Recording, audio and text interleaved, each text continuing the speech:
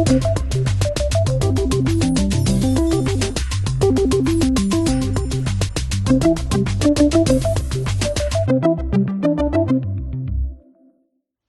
to the University of Minnesota.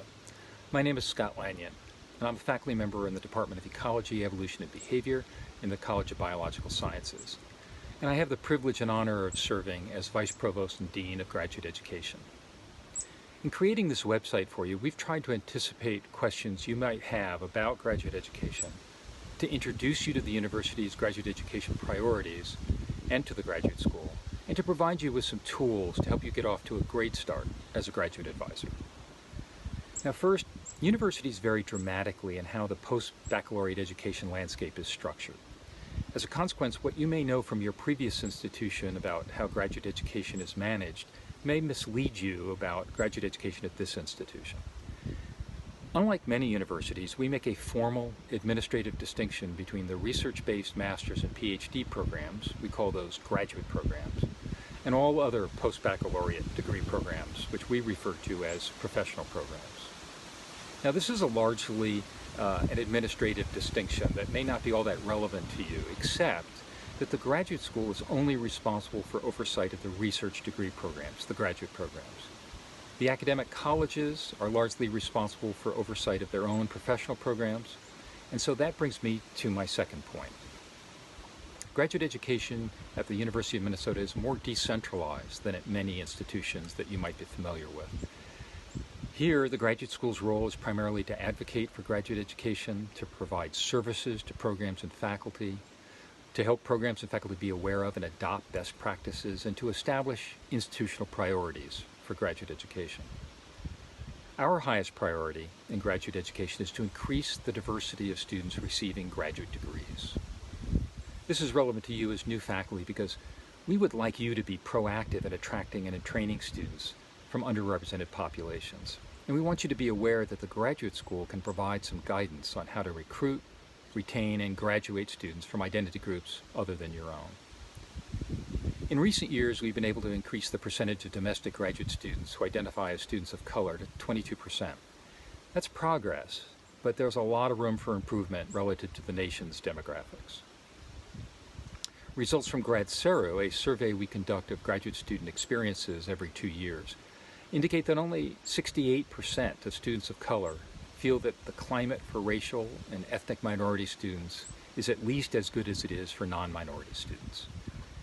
So we have much work to do to achieve our goal, and I'm hoping that you will be an active participant in increasing the diversity of students receiving graduate degrees and their satisfaction with that experience in the years to come.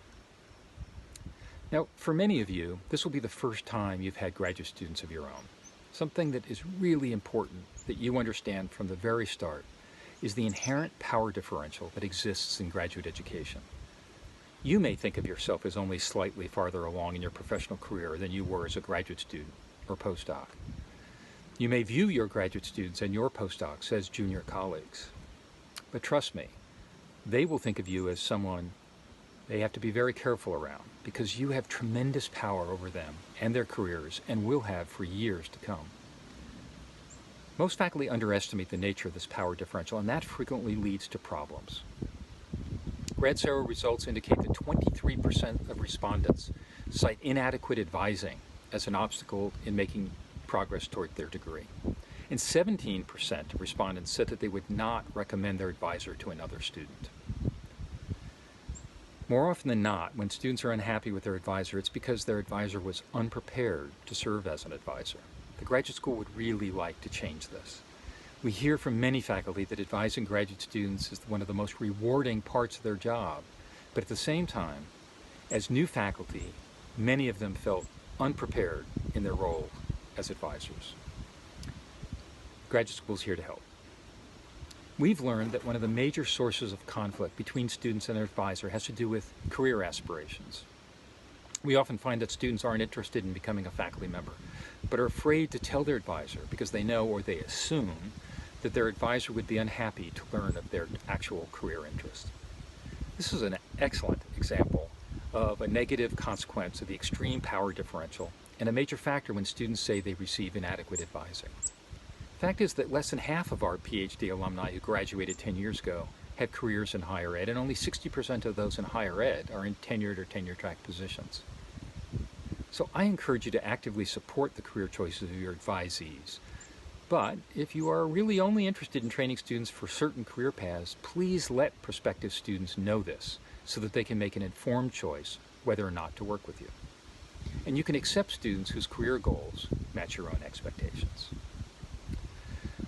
One reason a faculty member might prefer their advisees to pursue a faculty career is that most faculty feel unqualified to provide guidance about any other career path. The best thing you can do to support your advisees' interest in other careers is to encourage them to have one or more mentors who can provide such guidance. And the best way to prepare them to seek out mentors is to encourage them to prepare their own individual development plan, or IDP, based on their career aspirations. Now that your own graduate experience is behind you, it's likely that your memory of the stress of being a graduate student is fading.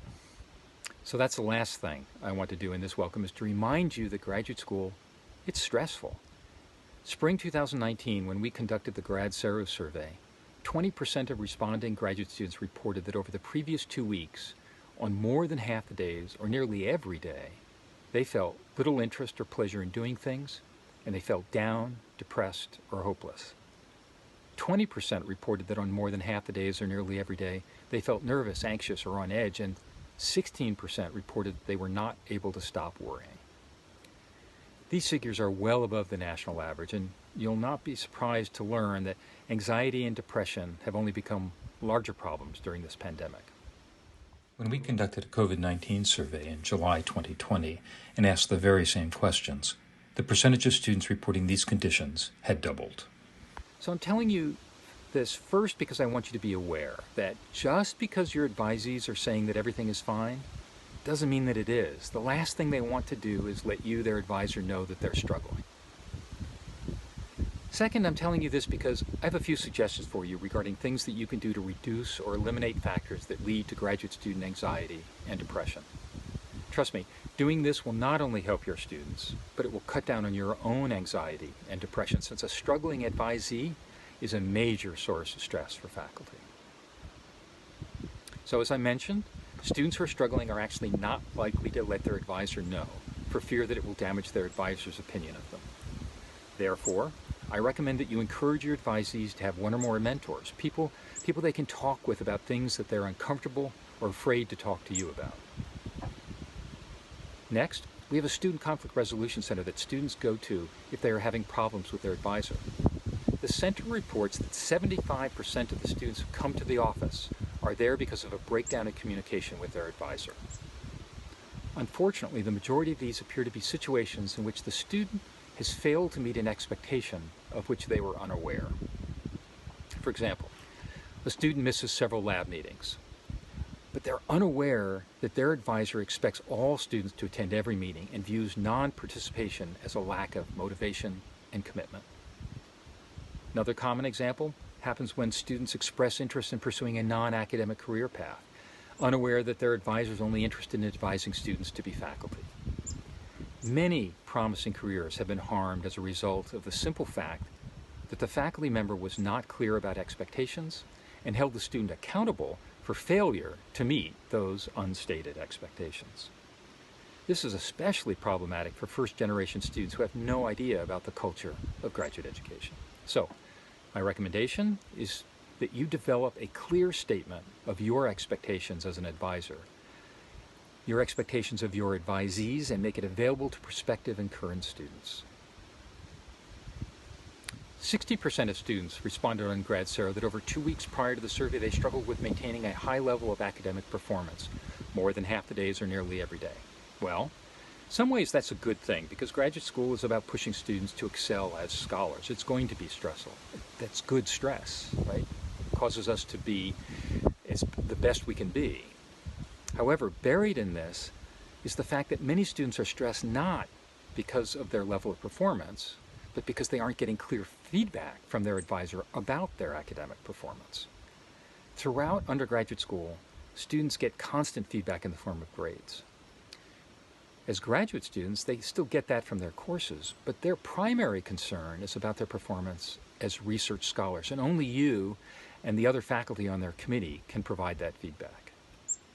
For some students, I regret to say that the only formal feedback on this aspect of the performance are the prelim exam and the final defense, leaving them in the dark the rest of their graduate career and making these events, the prelim and the final, incredibly stressful.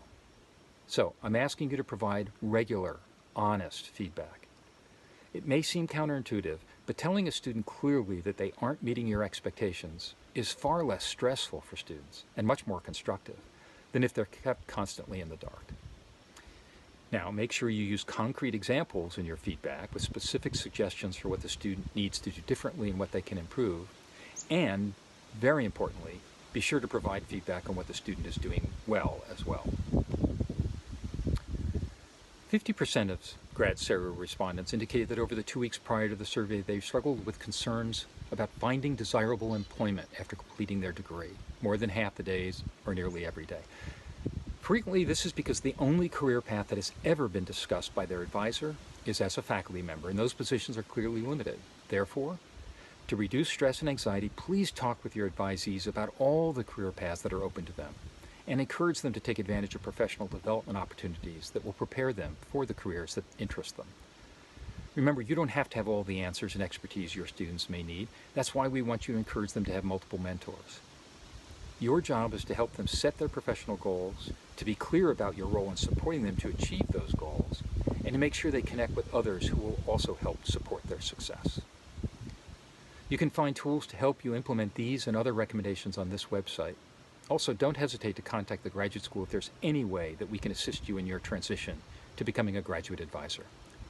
Welcome to the University of Minnesota.